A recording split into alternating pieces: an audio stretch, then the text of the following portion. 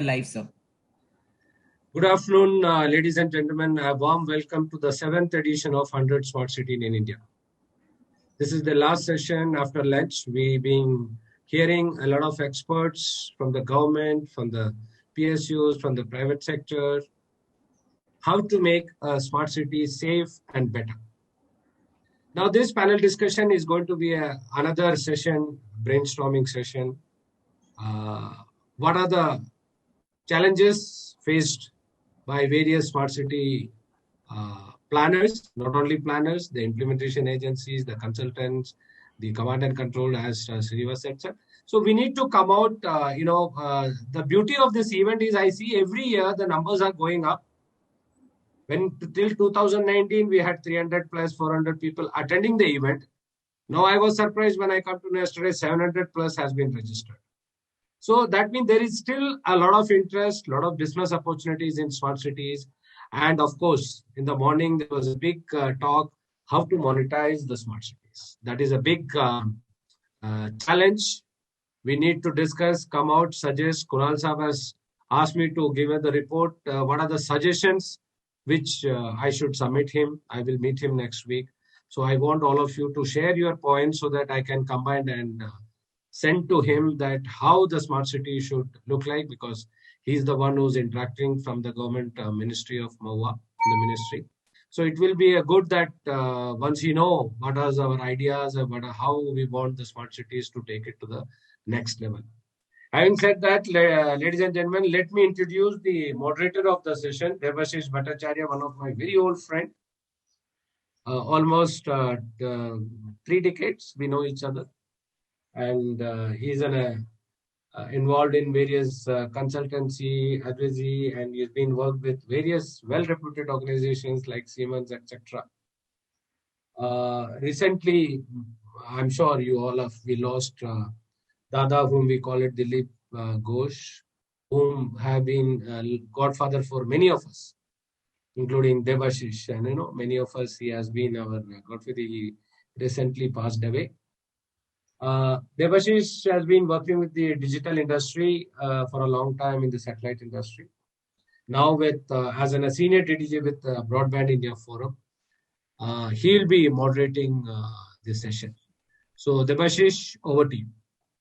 Thank you very much, Shashiji, for the very generous introduction. First of all, good afternoon, ladies and gentlemen, and good afternoon to all the panelists here. And I wish to start off by sort of expressing my gratitude to Mr. Shashidharan, as well as to the entire organization committee led by his team of Bharat Exhibitions. So with these words, I would straight away, without wasting any further time, get into the session. So to begin with, we have an introductory inaugural session, remarks by our Mr. R. Srinivas, who will be making the introductory remarks. Before I hand over the floor to Mr. Srinivas, I would like to just provide a brief introduction about him. So Mr. Srinivas happens to be the advisor for the Town and Country Planning Organization, TCPO, in the Ministry of Housing and Urban Affairs, which is an integral part of the TCPO since 1991. He heads the Metropolitan and the Union Territories Division of TCPO. He has represented the TCPO in various committees, including the panel for Information and Communication Enabled Installation for National Building Code 2015 and Development Standards for Smart Cities of the Bureau of Indian Standards. I think can't be better credentials for a man to actually kick off this session. So with these few words, Sir Srinivas, sir, I hand over the floor to you. Thank you, Debashish Da, for your kind introduction. If you kindly permit me, can I make a brief presentation? Sure. Yeah. Let me share the presentation.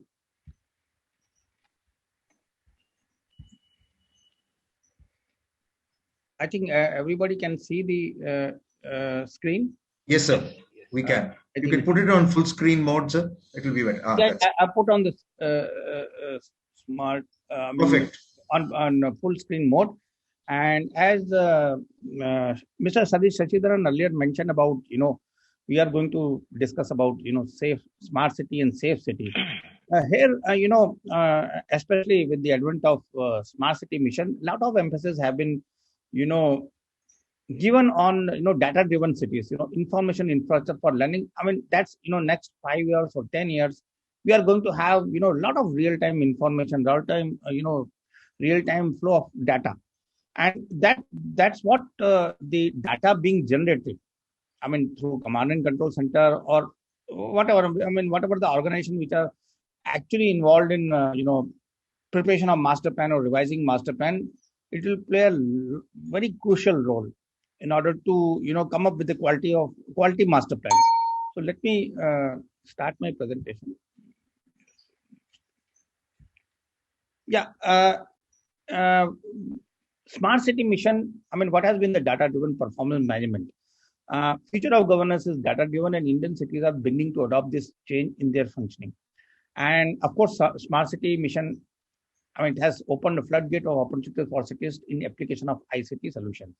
And for us, in the previous, I think session, a lot of, IT applications were highlighted and how it is going to really, fast track the decision making. And that's very much important. And data management is the key as we make a move towards outcome-based governance. With this objective, the Ministry of Housing and Urban Affairs had launched Data Smart City Strategy in February 2019.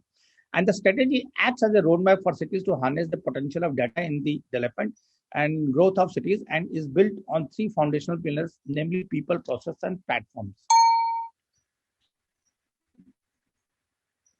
Just a minute. Now, these are, I mean, data-driven performance management. What are the 3 foundational pillars? The people who will be responsible for generating the data, generating and also, involved in coordination with different departments to get the data. Now, you have, Smart City Mission has got the provision for, having the city data officers, mission data officers, and domain experts. Then processes data standards, city data quality compliance. Then platform, open data platform, urban observatory, Indian Urban Exchange. Now, these are very much important. And, being a planner, we coordinate with the state governments.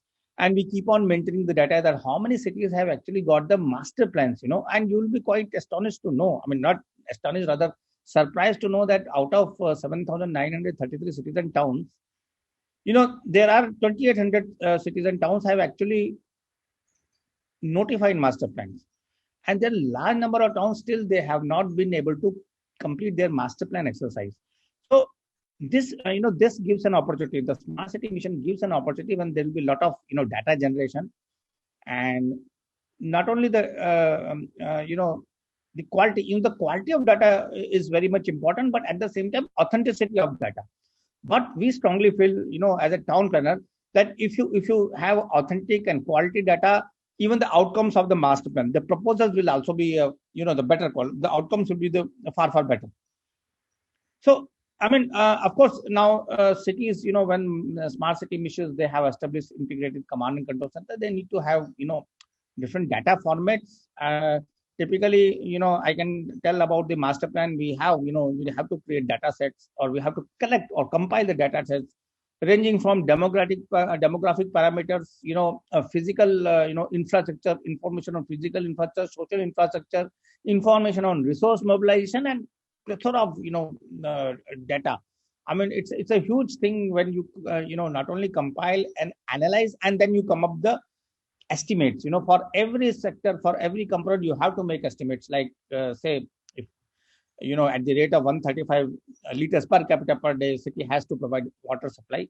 Then what could be the estimates for the 2031 and 2041? That is typically, the exercise which is undertaken while preparing the master plan. Now, this is, I mean, these are the certain limitations, certain constraints are there, like data movement across silos. Indian Urban Data Exchange, which unleashes the power of data for public, groups and design principles, allows data movement across silos, control data sharing across administrative silos, sharing the data without compromising the privacy and security, and compliance with international and domestic standards, reuse of software and applications created elsewhere, and cities can benefit from lessons learned in other cities. Now, typically, so many times, we come to know, I mean, we are at the receiving end that, the cities have got so many agencies, multiple agencies, with multiple functions. They are not able to coordinate themselves. Now, this, gives an opportunity when once we are actually totally, when we are migrating towards, the data smart cities, framework. So this gives an opportunity to integrate data generated from different, departments.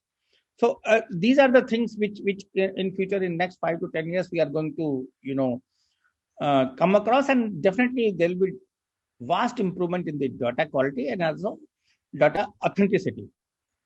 That's very much important, because all the analysis is based on the data being generated. Now, benefits under the Indian Urban Data Exchange, the cities can come, they can have new applications across data silos, no vendor lock-in, reduced cost because of the solution portability and modularity, improved choice of vendors, data providers, software and hardware vendors, application developers. Now, of course, we can have a huge amount of data being generated. Now, can it be really used? Can it be data-driven governance? Can it be used by the citizens? Can it be, whether citizens can really ascertain that where our city stands? We have service level benchmarks. Now, service level benchmarks. If you see that, you need to provide 24/7 water supply. You need to have 100-meter metering. You need to have 100% coverage in underground sewerage. You need to have 100% drainage network. But yes, this, once the data is generated, it gives an opportunity to assess. I mean, from a citizen point of view, I can tell that citizens would like to know where our city stands. Say, for example, processing of solid waste. The benchmark is that you need to process 100% solid waste, whatever is generated. But actually, Indian cities are only capable of processing the 10% of the total solid waste generated. So these are, very important. We should know where our city stands. And in fact, of course, it can be compared to other cities, like cities in the Western, where they are actually, the objective of, having the planned development is to attain the benchmark. So with a lot of data being generated, we will be in a position to analyze, assess that where our city stands. And yes, of course, with the real time, generation of data, it can always facilitate better service delivery. I'll quickly. And yes, now what was the role of smart cities integrated command and control center? That was, we realized, the importance or the significance of command and control center. And in fact, during the COVID, lot of cities, smart cities, they converted virtually the integrated command and control center into war room, wherein it was 24/7 war room for multiple departments to coordinate surveillance, contact tracing, helplines, quarantine tracing, then live data visualization and database decision making for city. We are all aware. The cities, tried to demarcate or delineate the different zones, like red zone, where you have a large number of infections, and especially the lockdown period, you cannot move out. And now, with live data visualization, database decision making for a city, it gives an opportunity. Like in my city, Greater Noida, and NIC came up with a one map where during the COVID we could easily, from your house, which is the nearest vendor, which is the nearest hospital, which is the nearest doctor available. You could get a lot of real time information. So one stop shop for all initiative like citizen helpline, complaint platform, counseling, field visits, mission management unit, sanitation efforts. These all efforts were done in the command and control center, and out of 100, almost 74 command and control centers are operational. Now, yes, beside this, it was realized that they played an important role in COVID, but the integrated command and control center also needs to monitor whatever the infrastructure delivery is there, in terms of water supply, underground sewerage.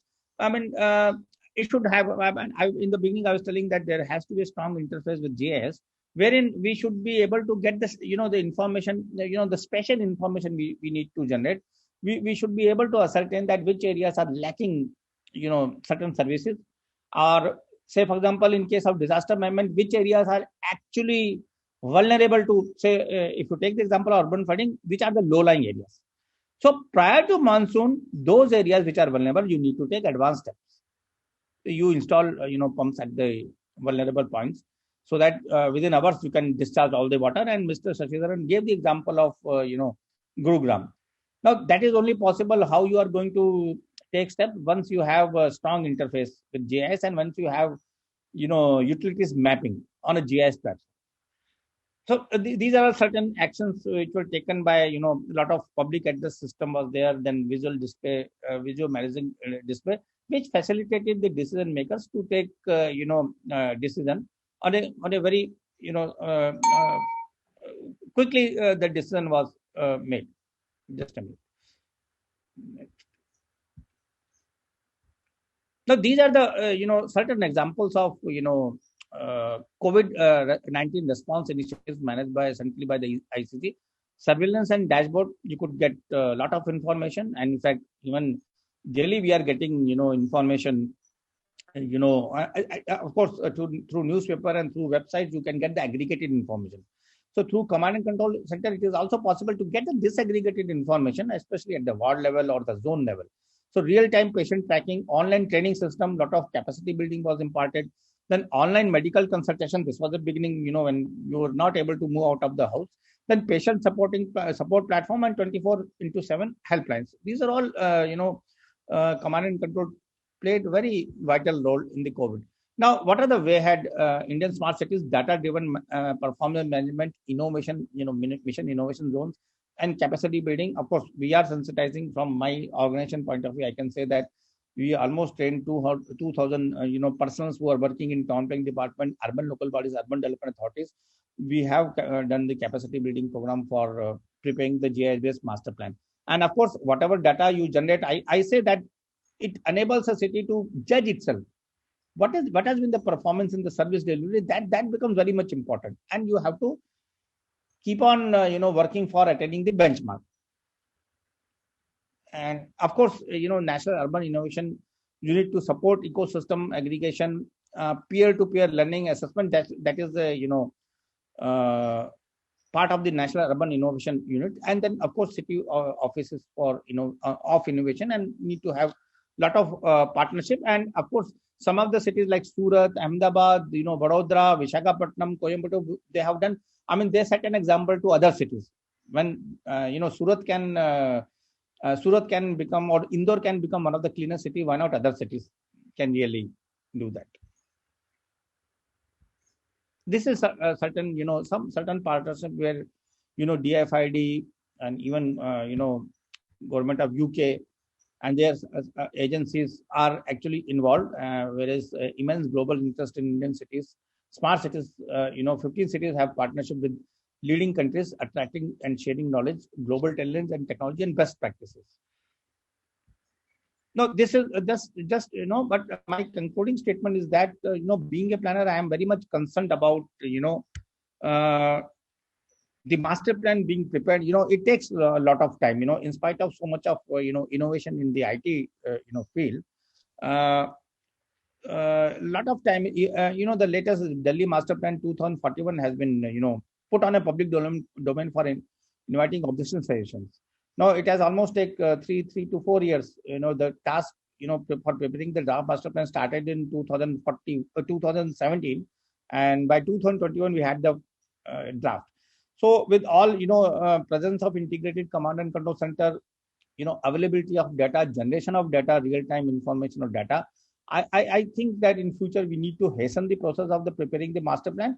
But yes, if you are able to complete the entire exercise within 1 year, I think you will also be able to see the effective implementation of whatever proposals are being made in the master plan. With this, I stop my presentation here and would like to participate in further interaction. Thank you very much for your kind patience. Thank you, Srinivasa. Thank you very much. It was a very enlightening opening remarks to the session. I think the highlights regarding. Sir, you can take off your screen share, sir. Yeah. I'm just trying to stop the sharing. So I must say, sir, the introduction related to issues related to smart cities, the smart city mission, the database decision making, the data-driven performance management. These are aspects which you covered, sir, which are very, very important and have given us a direction in which the smart cities can actually progress going forward in future with the support of the Ministry of Housing and Urban Affairs. Thank you so much, sir, for your time, sir. Thanks a lot. We now go to the second part of this session, which is a panel discussion with some very, very esteemed panelists who are currently available with us. So we'd like to take their knowledge and imbibe their knowledge and request them to kindly share it with the larger audience. So with these few words, we now dive into the panel discussion. I would, to begin with, introduce the galaxy of esteemed panelists that are here with us today. Let me start one by one. First, I would like to introduce Dr. Chinmay Hegde, Managing Director, Astrikos Consulting Private Limited. Good afternoon, sir, and welcome to the session. Dr. Chinmay Hegde is a subject matter expert in the areas of smart cities, smart infrastructure, and cyber network security with over 19 years of experience. He has earlier worked for global security giants such as McAfee, Symantec, Cisco, etc. He possesses intellectual properties in the area of security analytics, security compliance enforcement, dynamic insider reputation rating, and has presented several research papers on global smart city, IoT, and security framework. Welcome, sir, once again. Thank you, sir. Thank you.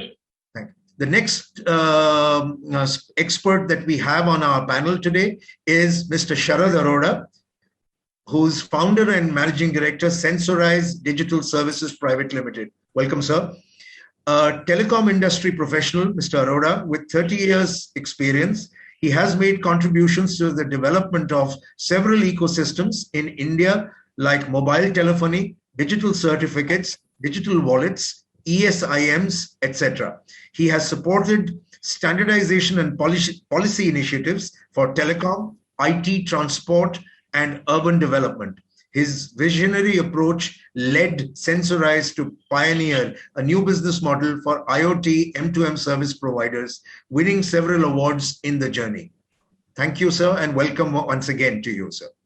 Our next expert on this panel is Mr. Nilesh Kelkar, Vice President, Emerging Business and Smart City Indus Towers. Mr. Nilesh Kelkar has over 27 years of industry experience. He's looked upon as a change leader, design thinker, and tech evangelist. He has worked in various sectors like smart city, infrastructure and buildings, telecom, electrical, HVAC compressor, and in various fields of manufacturing, marketing, and corporate strategy. He has earlier served in relevant roles in Siemens and notably for smart city projects in IBM. Welcome once again, sir, to the panel. Our next expert on the panel is Mr. Prasoon Talukdar, National Manager, Business Development, Government and Digital India, Micro Focus. Mr. Prasoon is a senior professional engaging with enterprises and government across various industries with a focus for building safe, secure, comfortable, and sustainable homes, offices, and cities. As a professional technology enthusiast, Mr. Prasoon focuses on digital transformation and sustainability to create collaborative partnerships with customers and partners, helping them to be successful in the journey to sustainable, efficient, and intelligent environment. Mr. Prasoon specializes in smart city building technologies, IoT, data center transformation, mission-critical computing, software-defined storage. He's currently researching and practicing new technologies on smart cities, industrial IoT, and artificial intelligence. Welcome, Mr. Prasoon, to our panel. Thank you. The next panelist we have is Mr. Rohit Katyal, Director Sales, Head of BFSI in Razorpay. Mr. Rohit Katyal is a fintech professional with 20 years of experience in digital payments, retail banking, insurance, and distribution. He has successfully transitioned as a business leader from traditional to startup ecosystem with expertise in digital lending and payments. He has been a part of fast-growing startups like Paytm and Airtel Payments Bank, launched Droom Credit, and has shaped their growth. Thank you, sir, and welcome once again. Our last panelist today is Dr. Harish Sharma. Dr. Harish Sharma is Executive Director, Rudra Abhishek Enterprises Limited. Dr. Sharma is a seasoned infrastructure professional with more than 25 years of experience in multiple areas, including business development, design, implementation, and operations of prestigious projects. He has expertise in projects involving BOT, annuity, HAM, EPC, DPRs, feasibility, CSC, etc. He has worked on multiple smart city projects in India, including ones funded by World Bank and ADBI. Welcome, Dr. Sharma, to the panel, please. Thank you. I would like to start the panel discussion, the formal discussion. Before I do that, I would like to set the rules, please, for the knowledge of all the panelists, as well as those who are listening to the panel discussion. We will be having 2 rounds of questions. And in the first round, we'll have 1 question each for each of the panelists. After they finish their answering, it will pass on to the next panelist. And this round will be, once the round is completed with all the 7 panelists, after that we move to the second round, then we ask a second round of questions. At the completion of the second round, there will be a summary by the anchor, which is myself, and then we will close the session. So I hope this is clear. Just to set the timings properly, I would request the panelists to kindly not take more than 3 to 4 minutes to answer the question. Please keep the timing very sacrosanct, because for want of time, we would like to end the session on time, please. Thank you. With this, I would like to start the panel discussion. My first question in first round goes to Dr. Chinmay Hegde. Sir, how do you think the COVID-19 pandemic has impacted the cities, and what are the major lessons that it has taught us as regards urban planning, design, and management? Over to you, Dr. Hegde. Fantastic. So, hope I'm audible. Yes. Thanks for the intriguing question. So, COVID-19 has definitely created a lot of chaos and problems.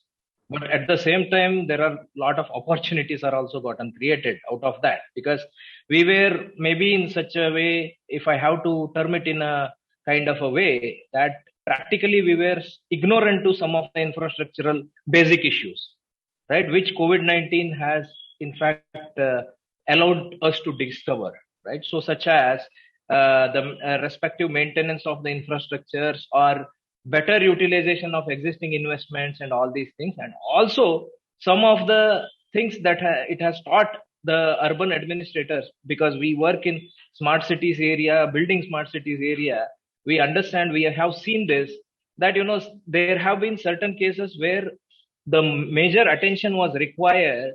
The initial round of the first set of the smart cities did not invest, which actually created the problems. Right? Because the healthcare, for example, the studies say that healthcare before pandemic in every smart city had less than 1% of the investment. But now, immediately, since all the RFPs that have come in last year and this year, they have 2 very important aspects. One is the healthcare administration.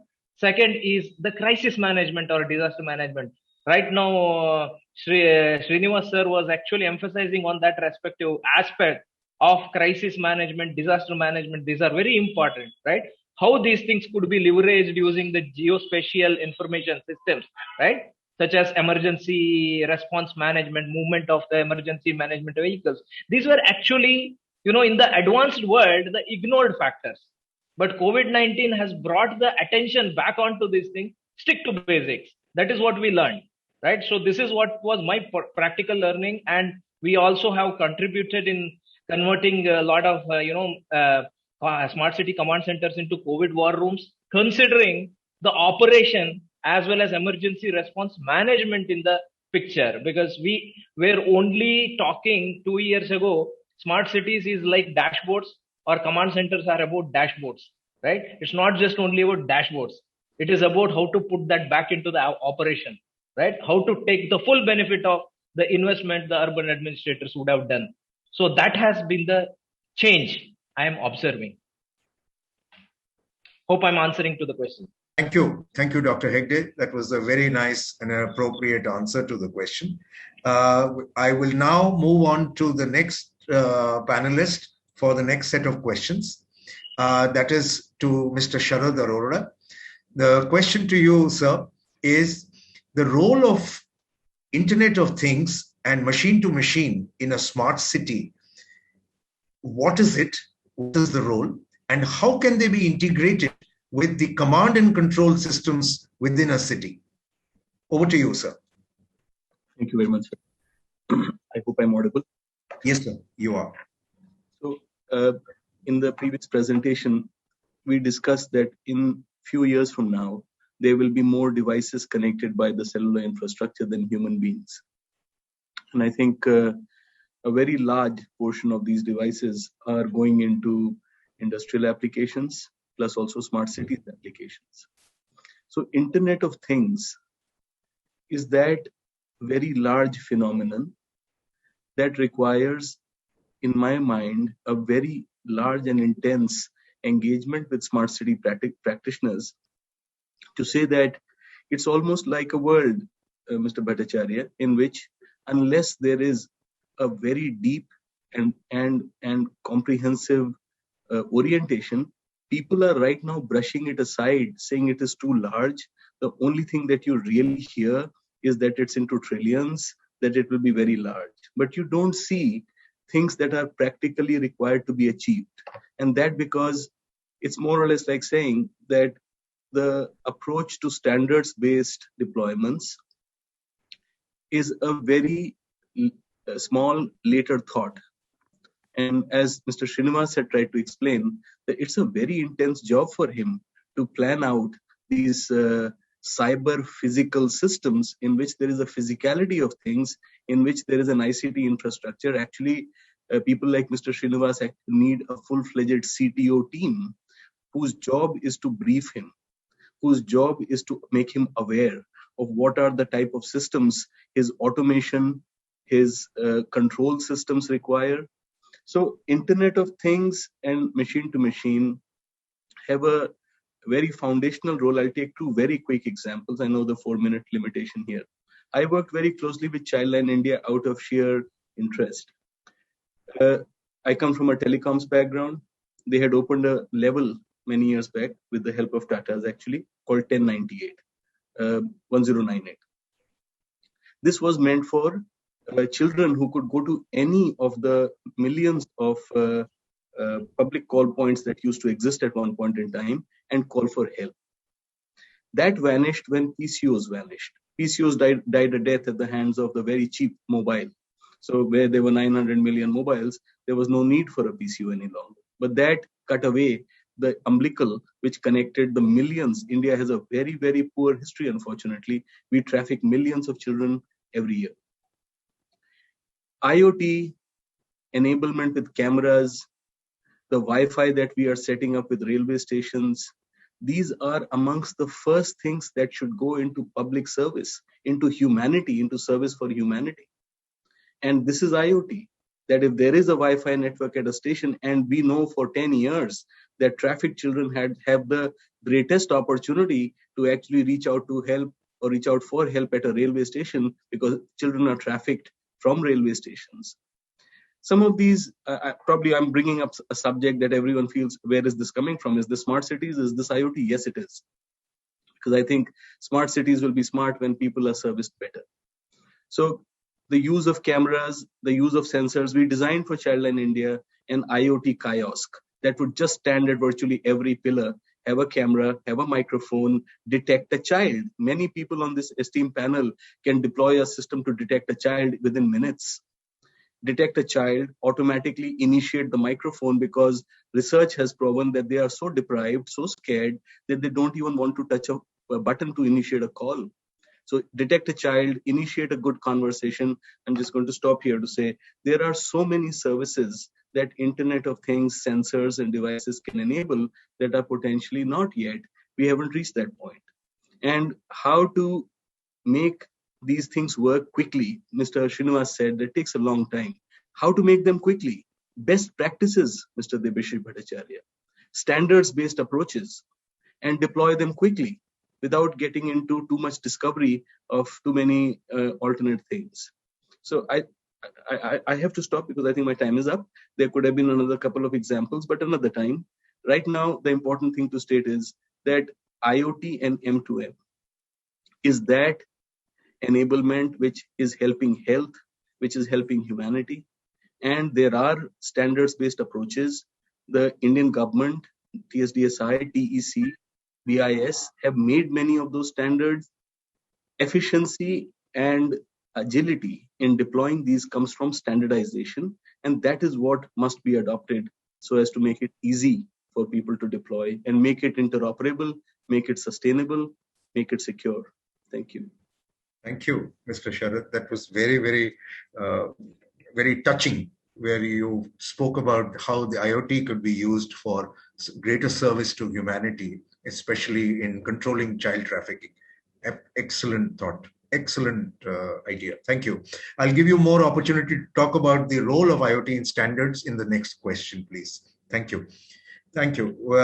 Now I go across to my next panelist, which is Mr. Nilesh Kelkar. So my question to Mr. Nilesh Kelkar is, to make smart city solutions holistic, we need smart buildings. Smart buildings require in-building solutions. What technologies are likely to play, in your opinion, an important part in making smart buildings, which will be a part of these smart city solutions? Over to you, Mr. Nilesh. Yeah, thanks. I hope I'm audible. Sure, you are. Yeah. So let me take a little liberty on this kind of coining this concept for in-building solution, because when we come from a telecom background, we typically say IBS as an in-building solution. But however, when we go back to our basic drawing board in 2012-13, when as a part of IBM, I was working with MOUD. The smart city ICT design was based on a 3I principle. It is instrumentation, interconnect, and intelligence. And in my opinion, building is more or less a smaller ecosystem of a smart city, which means there are multiple systems like video management, access management, fire, building management solution mainly driven from an energy perspective. And there is a separate track called communication. Now, let me take this subject now to connect it to IBS solution, because when we talk about IBS today from a telecom perspective, it is very, very sensitive solution. But the reason is earlier telecom operators were looking at IBS as a mainly focusing on a voice and little bit on data. In last few decades, what has happened is the coverage has become adequate, and hence IBS was about to kind of die its own death. However, it is still required. So they are going selective. Now, that's going selective in the sense they are going only for a certain buildings like airport or hospitals or a metro or a malls.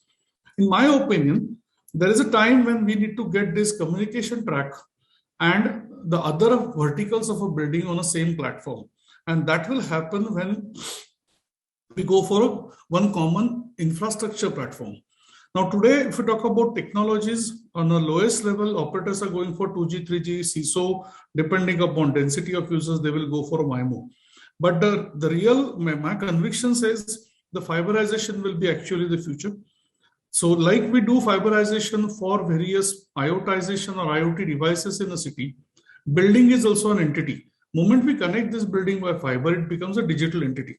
And we start getting a lot of data from a building with respect to energy, with respect to safety of a building, plus users, and hence the fiberization will become a main issue.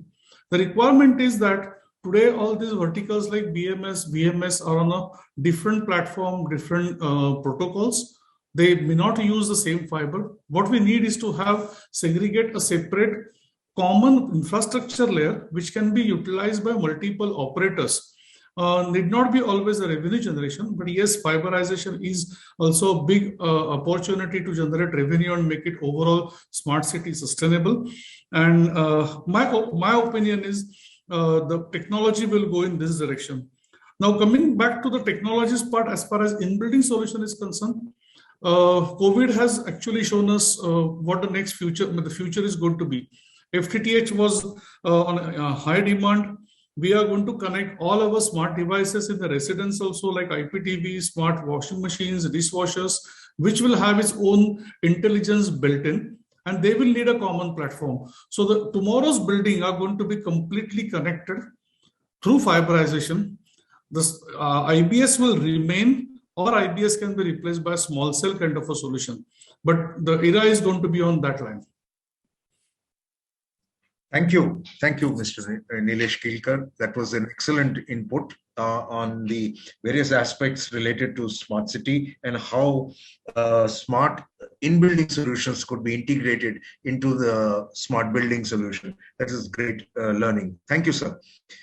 With this, I now request our next panelist, to whom I will go to, that is Mr. Prasoon Talukdar.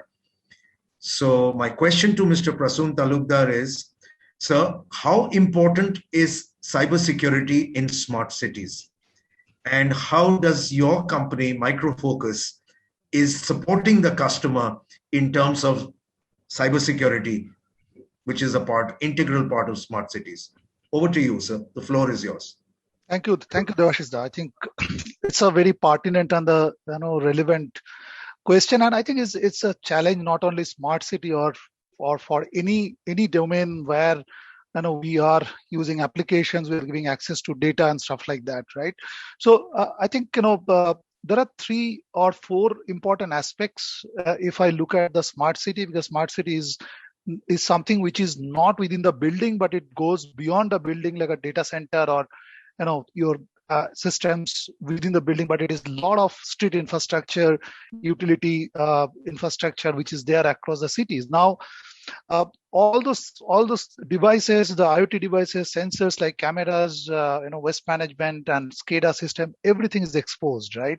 And as I think which Chinmoy probably has mentioned about that, these are the soft targets, right? So eventually, now 4 things. One is definitely, you need to ensure that there is a security for the application side of it, so application is secured enough, and it starts from the developing the applications, whether it is IoT applications or e-governance and ERP, and then you ensure that when it deployed, it is also well tested and on the security basis. One. Second is that there is a information security, like data is moving around, right, within the organization, outside organization. So maybe the encryption kind of technology is being used, and so that the data is secured on rest or on movement. Third is important aspect is that there are a lot of information which is private, which is confidential, and definitely there are a lot of public information, but you don't know which category it is. Now, there has to be a governance, there has to be a system to put the category, and then you give access accordingly. So it's more of an identity management or the access management and categorizing data depending on the criticality, which is very important, because today citizen data can be the date of birth, or it can be a credit card information, because mobile app of a citizens, they're also not a good service, but also paying something. So it's important to have identity and access management is important. Fourth is very important. You need to have a proper security operation, infrastructure by which you collect all the informations across the network, all incident, do the analysis, do a real-time, threat detections. It can be hacking, it can be compromise or anything. So broadly, I think is the 4 or 5 areas that it needs to look at, when it is coming to the smart city. In our experience for the last 5 years, we have been working with almost more than 25, 30 cities across the country. What we have seen is that focus was initially onto the security operations only, but later on it has increased to the data security. It has become the application security and all. So in summary, I think it is important. We as an organization, we have a large cybersecurity portfolio in the domain of data, application, infrastructure, as well as the security operations centers solution. So what we have been supporting many customers, not only smart cities but across the board, all the government and enterprises. Thank you, Debashish. Thank you, Mr. Prasoon. That was very, very enlightening.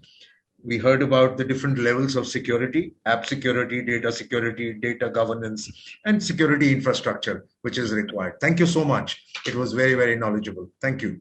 With this, I now move to the next panelist, which I have with us, which is Mr. Rohit Katyal from Razorpay. Mr. Rohit Katyal, the question to you is, how does a mobile first and a digital banking and fintech industry play out in a smart city application? Over to you, sir. The floor is yours. Thank you, Mr. Bhattacharya. First of all, thanks, Shashiji, for providing this opportunity here. I'm glad to be part of this discussion alongside our esteemed panel members. Happy to answer this. It's a very important question. I mean, how a fintech industry is playing a key role in smart cities. I mean, to start with, for me, a smart city, it's an infrastructure that is attempting to attain the progressive growth. And importantly, it is the ease of living, which I keep an importance here. And this is through the implementation of various smart solutions. We all have been talking about this in this conference this morning about smart solutions, digital payments, digital banking. This is also one of the most important smart solutions for the smart city, which I believe. And that has moved over an era from physical to offline to online to mobile nowadays, talking about. I mean, amenities like transport, banking, public convenience, education. Mr. Srinivas was talking about data-driven subject, health. Mr. Hegde was talking about housing, are getting infused with modern and technological developments and advancements to promote this ideal lifestyle. And actually, what I'm trying to say here is, smart cities are smart cities are meant to be connected cities. And digital payments are typically playing a very integral role in the smart city vision. And fintechs are bringing the value to the local governments and citizens. And it is acknowledged by all of us. It's very common thing how you see. Let me talk about the recent trend, for example. I mean to say the COVID era, let's talk about that. I mean, there has been a rapid shift in digital payments in the recent COVID pandemic time. This has actually accelerated the needs of the banks and other financial institutions to modernize their payment infrastructure, and especially meet the continuous demand rise for the contactless payments and automation of account payables happening in this industry. This is all about connecting, which I feel, which is keeping, while we are keeping a distance due to COVID fears, people are afraid of touching physical cash. Cashless is playing the actual role in the entire gamut of all the events going on. And no doubt, in a majority of basic services availed by our citizens, when I talk about basic services, means our daily lifestyle services, digital payments and banking form a very core and economic area in the city life. Now, coming to the key roles in a smart city, I mean, today all the decisions and day-to-day functioning are based on finance and financial technology, or we call it fintech, are bringing favorable changes in this in this smart city vision. I mean, for example, first use case is of modern age digital banking system. Let me talk about that. When it comes to a smart city, the banking structure and function must be strong enough to suffice the needs of residents efficiently. When I talk about that, and fintech actually is doing that. Neobanks, let me talk about neobanks now. So neobanks are the digital first, they are the mobile first. They focus on customer convenience, have adopted actually the customer centric approach. These are paperless banking services provided by various fintechs, including ours like Razorpay. I mean, these all provide seamless banking experiences in smart city mission. right? We at Razorpay even are helping a lot of businesses typically in managing their end-to-end money movement, their current account, giving them smart banking technology service, collaborating with the banks, and ensuring that we power the entire financial ecosystem for these small businesses and large corporations. The second role which I see, I mean, typically from the fintech aspect, which is playing in creating the smart city, is the smart market concept, right? I'm talking about the modern market ecosystem here. I mean, today you go to shopping malls, you go to retail stores, you go to your neighborhood stores. We call it mom and pop Kiryana outlets. Everything is getting powered by fintech companies, either by going cashless or by POS devices, or even they are getting, these retailers are getting loans through various fintechs to have a sufficient working capital to run their business day on. And the fintechs have been able to provide these applications and payment modes, helping the entire modern market ecosystem to grow up on that part. But here I'm talking about is, importantly, citizen to business payments, and typically retail payments, local transport or travel and e-commerce payments I'm talking about. And one of the examples, let me talk about the most fundamental change a city infrastructure that we are running out of time, so would request you to kindly wind up soon, please. Sure.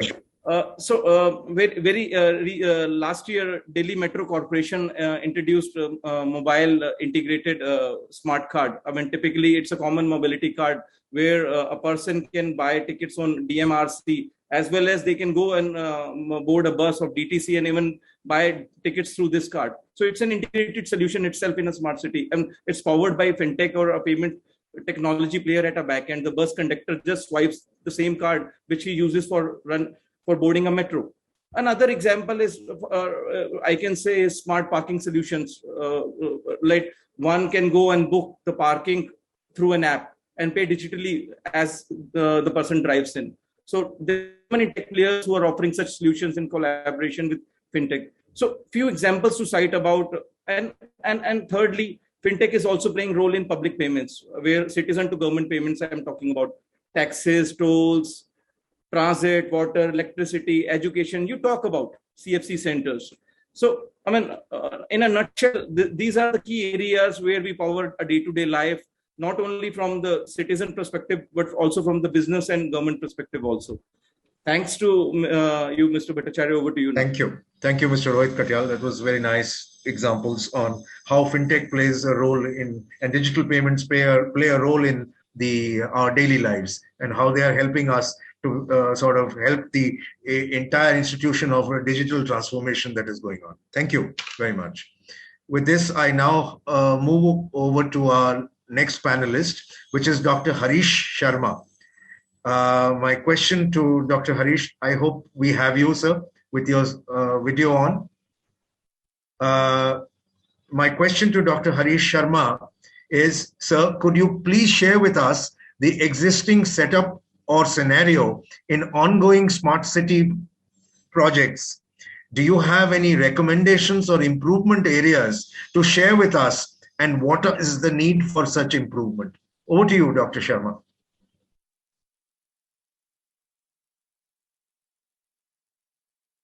Looks like we don't have Dr. Sharma with us.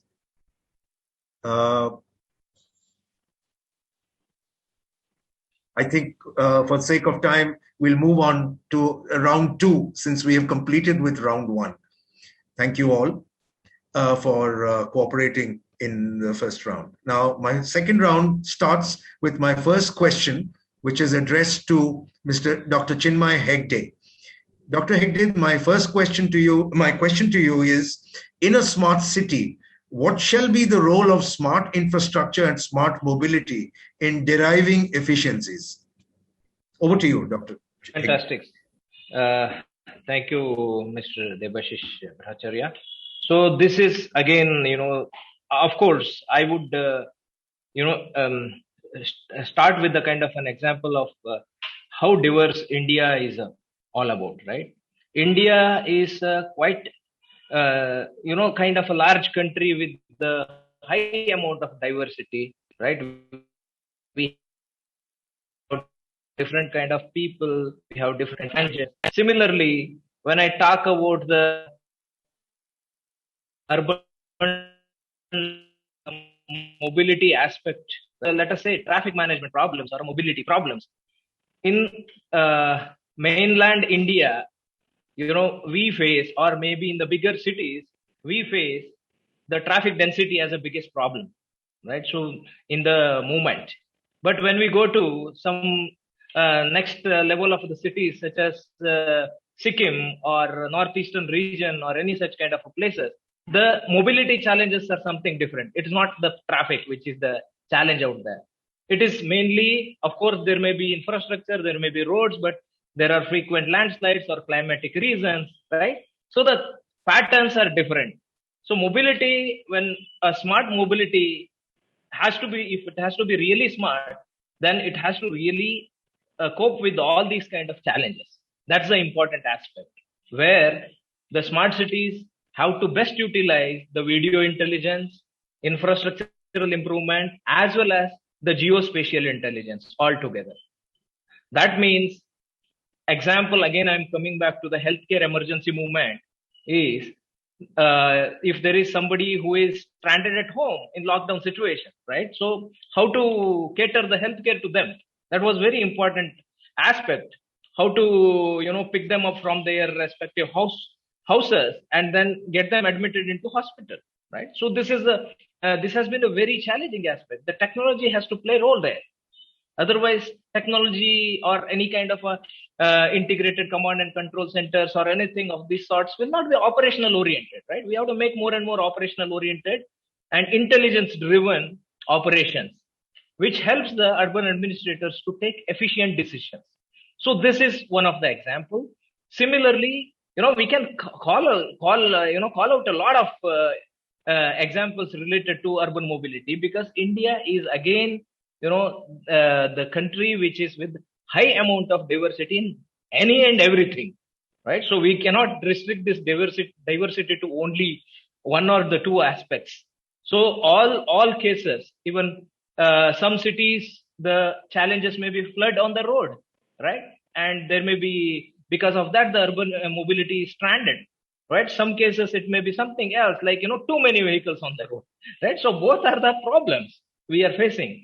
So the urban mobility challenge, yes, we need to handle, of course, the last but not the least is awareness.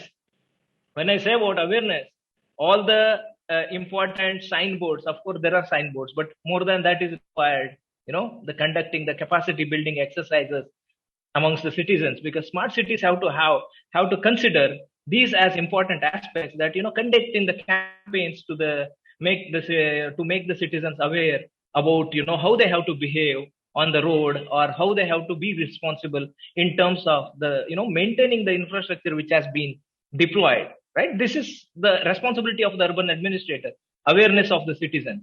And there itself, you will be saving a lot in terms of maintenance cost, right? So that there are a lot of ways and means for capacity building. That is also very important aspect. Please. Thank you, Dr. Hegde. Thank you very much. Very good points you made regarding the use of emergency healthcare and urban mobility challenges, and the awareness issue, which is definitely there, and how this entire thing, smart city movement, can actually help in bringing down the overall, bringing efficiency into the system and reducing the costs. Wonderful. Excellent point. Thank you, Dr. Hegde. With this now, I go over to my next panelist, which is Mr. Sharad Arora. Mr. Arora, I would like you to continue to delve on the aspect that you began with in the response to the previous question.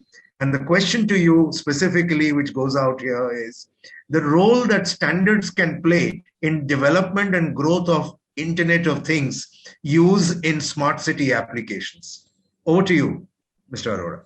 Thank you, Mr. Bhattacharya. So the most important aspect, rising a little above just the smart cities and dwelling on it for a moment, is to take the chance this country has to disrupt with IoT services, whether that is IoT or IIoT services. It is very important for us as panelists to acknowledge that aside from the government expenditure that is happening to create services within smart cities, it actually has a very important second context, which is the government investment that is going into creating the infrastructure. And it might look a little tangential why I bring this up, but it is not. This 200,000 crores that are being spent on smart cities. On one side, I remember in probably the third edition of Shashidharanji's effort with smart cities, there was a very important discussion in a panel where a French expert said that eventually the sustainability will come from being able to make the smart cities profitable on a standalone basis. And I recall also the fact that some of these efforts and some of these effects are a function of what is the level to which you are able to energize and activate the local ecosystem. So putting these 2-3 points together now to state that actually what are standards? You know, when we use it colloquially, we say, yeah, standard solution hai. Why do we say that? We say that because it lifts up a product, solution, or a service to an acceptable level of quality. And in the millions of devices and hundreds and thousands of use cases that are emerging, standards is the way to provide an acceptable level of quality to the products, solutions, and services. And don't miss it. It's not just about the hardware. It's also about the service. So standards provide a good and fast mechanism to make a baseline for what is an acceptable product, solution, and service. Number one. And now we operate at the cutting edge. We started out in 1996 with a 2G network that was probably a few years behind the rest of the world. Then we deployed 3G, which was about 5 years behind. 5G, we are about 2-3 years behind, I would guess, but it will come in. So the distance or the difference between what a Docomo in Japan is doing and what an Indian operator is doing is becoming shorter and shorter. And in time to come, these Indian solutions, for them to be effective and for them to find the global market, they need to practice the very core aspect of producing goods and services and solutions to a set of standards. And smart cities is almost like a hunting ground where if sufficient attention is paid to the standardization aspect, can actually provide the proliferation of the Indian ecosystem to go outside to the world. Because if the smart cities provided that fertile ground where people were forced to develop standardized solutions, and when I say standardized, they meet the global standards, then chances are that what we build here could easily be replicated in other markets overseas. So one of the most important link I see is this important connect between what smart cities is doing from the point of view of proliferation of Indian product solutions and services. And second, more practical importance is that if, and I think this has been discussed to death, but I have to repeat it, I'm sorry, that if a camera in Surat cannot be used in an investigation that Noida police wants to do, and vice versa, there is a problem. That data storage, interfaces, they need to be interoperable. They need to be able to share information. And lastly, of course, the resources that are most critical, as they say, the next world war could be because of water. We have a lot of issues with water. I see still in very, very up localities, water leaking from pipes, water leaking from overhead tanks. I think IoT has a very significant role. Sometimes we are not paying attention to the most basic thing. That can we avoid all these wastages and leakages? Somebody else talked about information about traffic. It's Google who came to help. And now I don't step out of my home without first turning on the Google Maps to know where I'm going and how I should get there. But all this type of information, which is possible to be made available to the public, that can save time, that can save cost, and make things more secure, I think we have not reached there, and we should quickly again try to see where standards-based approach can lead us. Thank you, Mr. Bhattacharya. Thank you very much, Sharadji. I think you hit upon a very, very important aspect related to the role of standards in the smart cities and in general, in fact, in improving the quality and efficiency of our lives. I think that standards has a role to play. And thank you so much for bringing that out. Thank you. So with this, I now go to my next panelist, which is Mr. Nilesh Kelkar. Mr. Kelkar, the question to you is, to ensure all future buildings are smart, as well as those which are brownfield buildings are also converted into smart buildings, what kind of policy and regulations are required to enable the same? Over to you, sir. Yeah, thanks. So I'll just extend a line what Mr. Arora was talking on in terms of standardization. So today when we talk about smart building as a part of smart city, in India, most of the buildings are multi-tenant building. And the basic purpose of any smart solution is to livability or easy migration or quick adaptation of that particular location. Now, when we talk about a building plan, there are two codes. One is the National Building Code, which talks about certain aspects like electrical, water, but we don't talk about a connectivity or a communication platform.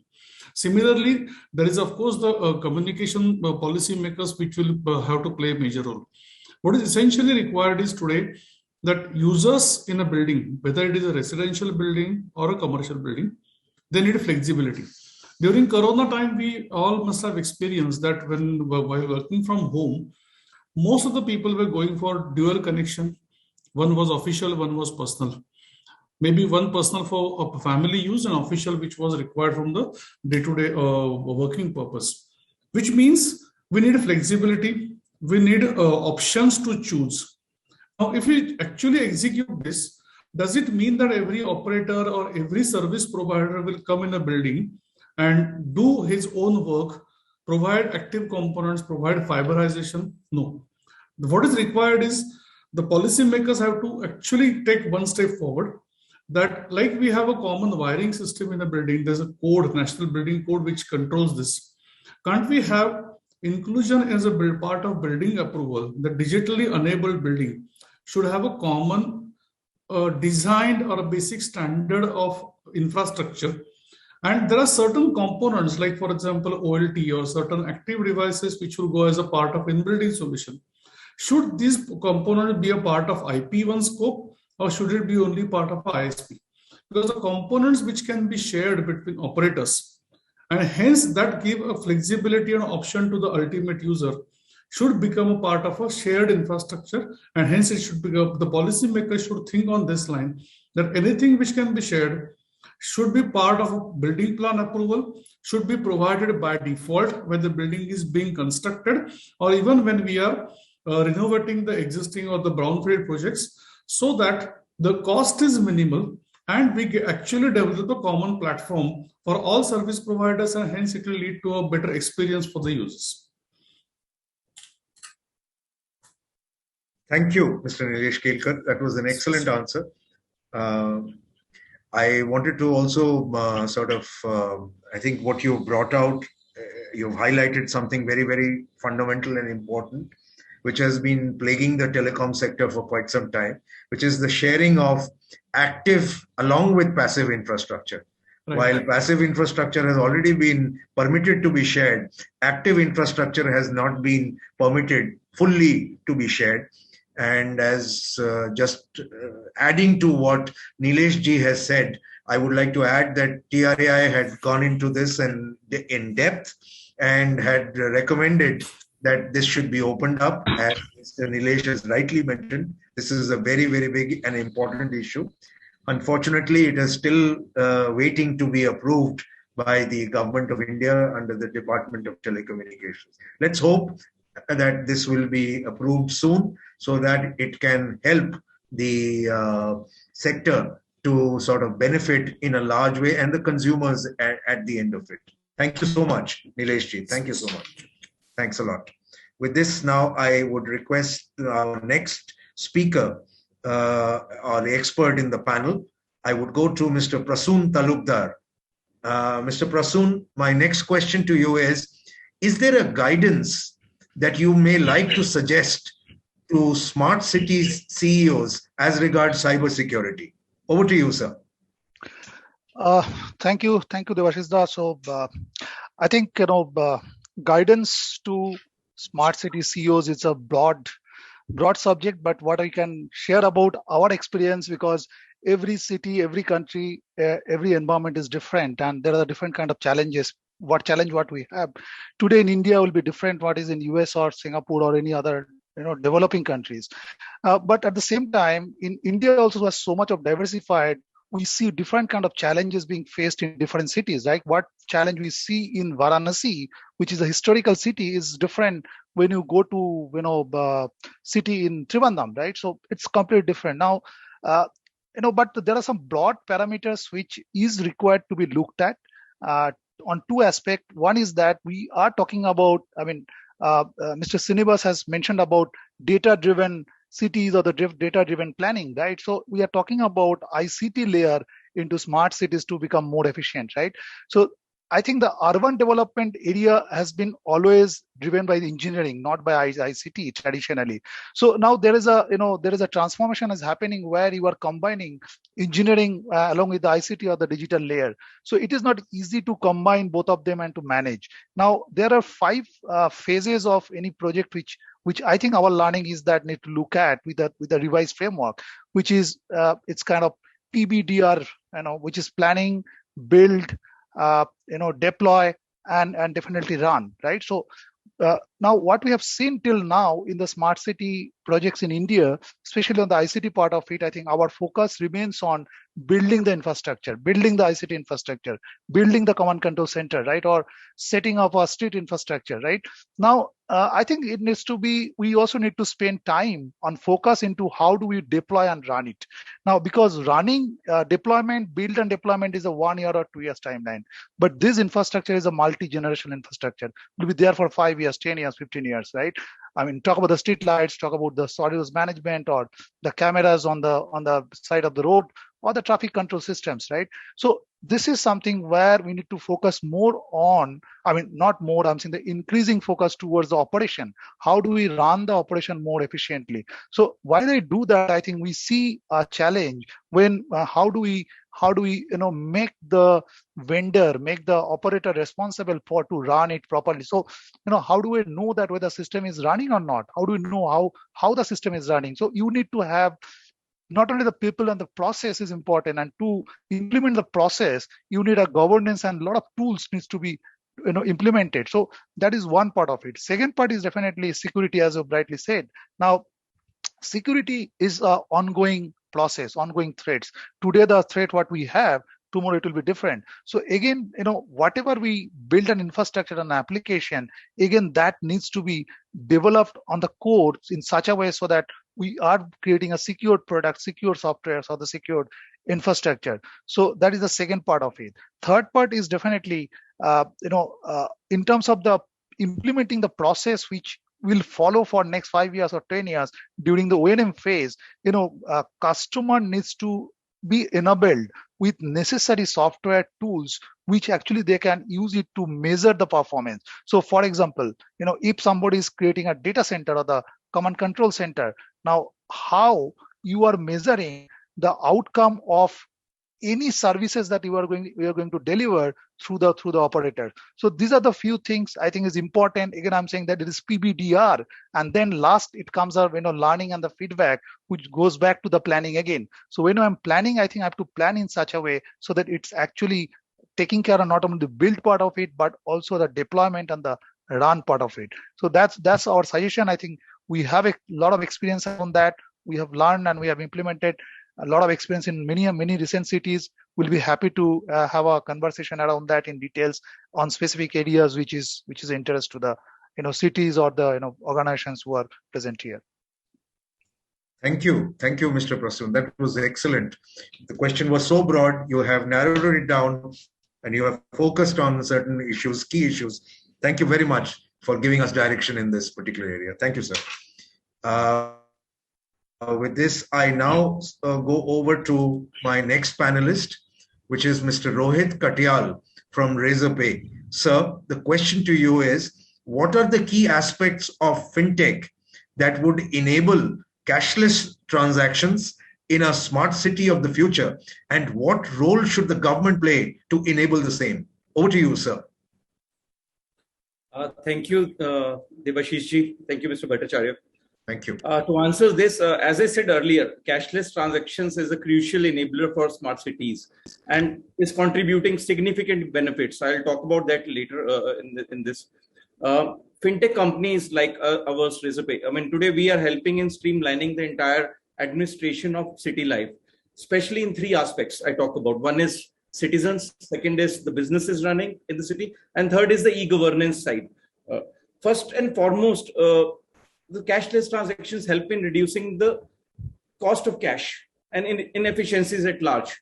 Digital payments typically provide convenience, enable real-time reporting. They help in increasing transparency in the payment transactions. And all these, I mean, a form of digital transactions, Government of India is playing a crucial role. Hence, you see, it's witnessed now, digital payments have grown multifold in recent past.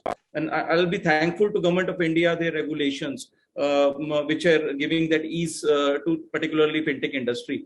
For technology innovators, even the Government of India has launched initiatives like NPCI, National Payments Council of India. I talk about Digital India program was launched in a big way. And then subsequently Jan Dhan Yojana for the financial inclusion side. There are tax benefits and business and consumers typically, and relaxations are happening for we people when we are doing e-payments or electronic payments. There is a relaxation on the surcharge, which is still going on. I mean, so here I am talking about that future is undoubtedly promising, and with various stakeholders in this value chain, which includes your banks, your regulators, your merchants, your payment technology players. Now payment aggregators are coming in regulatory play. These stakeholders are continuing to collaborate the wave of digitization. We have seen that digital payments are easing the process of citizen transactions for government services even. So I'll give you one example. Very recently, Mr. Kejriwal, our Honorable Chief Minister of Delhi, he launched RTO at your doorstep. Right. When I say RTO is Regional Transport Office. And this initiative by Delhi government, where the citizens can avail transport related documentation services without visiting the regional transport offices and paying fee online and obtaining their driving licenses or renewals or issuance of their transport permits, has become an ease. And on the other side, it's also cost effective and giving a significant savings in the cost, both the sides, not only for the government, but from the citizens' perspective also. I'm also thankful. I mean, I see the way government has played role. NPCI has typically played role in open API platforms like Aadhaar-enabled APS, we call it, Aadhaar-enabled payment services, which is Aadhaar-based. Then UPI came in picture. Now Bharat Bill Payments, BBPS services, and GSTN in the Indian tech stack. These are all enabling this growth. I mean, and there has always been a continuous effort by Government of India through the initiatives. Even I talk about Interministerial Steering Committee, IMSC, was formed for fintech. There is a joint working groups I see from the government for fintechs. GIFT City is another example. GIFT City, I mean, at Gujarat, to create platform for entire growth and innovation in this sector. So these are few examples to quote. I also see various government departments are even taking proactive measures these days to improve payment adoption. I mean, by taking steps like they are mandating digital payment adoption. It has become mandatory. They're providing tax breaks for digital payments. They are incentivizing citizens and merchants by monetary benefits. Few examples to quote: Citizen Facilitation Center, we call it CFC, where few corporations in India are taking steps towards digitizing their ward offices. and through the mobile apps and web-based payments, using POS terminals which are deployed there for collection of tax in cashless manner, to quote one. We also see corporations have started accepting payments in forms of recurring, which are recurring in nature through e-NASH mandate and AEPS using Aadhaar data. So these are few examples where government is actually playing a role in developing this area. I mean, if you talk about in a nutshell, Government of India is playing a very supportive role towards innovation in the fintech sector and smart city adoption on the other side. Thank you, Mr. Bhattacharya. This is all from my points. Thank you so much, Mr. Rohit. That was excellent overview of the role that fintech is playing in our citizens' lives, and how government is also promoting this. What are the various rules and regulations that policy and regulations that government is actually initiating, which is helping the fintech sector grow and fintech to play a very, very key role in the lives of our citizens today in the country, and to promote this whole concept of smart city as such. Thank you very much, Rohit ji. So with this, we come to the end of our panel discussion. However, just to sort of, I don't think I need to sort of give an overview or a summary, because I think our panelists, our experts have given such a very vast canvas of solutions that are existing in the area of smart city. I think perhaps there is very little to summarize, but all I can say is that I have learned personally a lot, and I'm sure all of our audience would have also learned a lot from the valued inputs that were provided by all our experts on the panel. But just to sort of make sure that we are complying with the rules, I will just give a brief overview of what has been said. I think smart city, in my opinion, is a part of the digital transformation process that this country has embarked. And you cannot separate smart city, and I think it was brought out by none other than Mr. Rohit himself, that smart city and digital India go almost hand in hand together. You need you need the city, you need the buildings, you need the infrastructure to become smarter. If you want that every citizen, which is what the Digital India philosophy is, to empower each and every citizen to be able to enhance his life using digital tools and technologies. So I think smart city is a step in that direction. You cannot have a digital India, you cannot empower all your citizens unless and until you're able to provide all these services and all the applications through digital means, and by which a citizen can actually access their technology on his mobile phone or on his laptop. That is the way how services can actually be brought to the doorstep. And Mr. Rohit mentioned at the end how the government of Delhi is bringing the road transportation, the services, the licensing services for getting your driving license and other related RTO activities to your doorstep with the help of digital services. This is one more step in the area of digital India. I would like to also mention that besides fintech, we have also enjoyed the views of our learned experts on the areas of cybersecurity.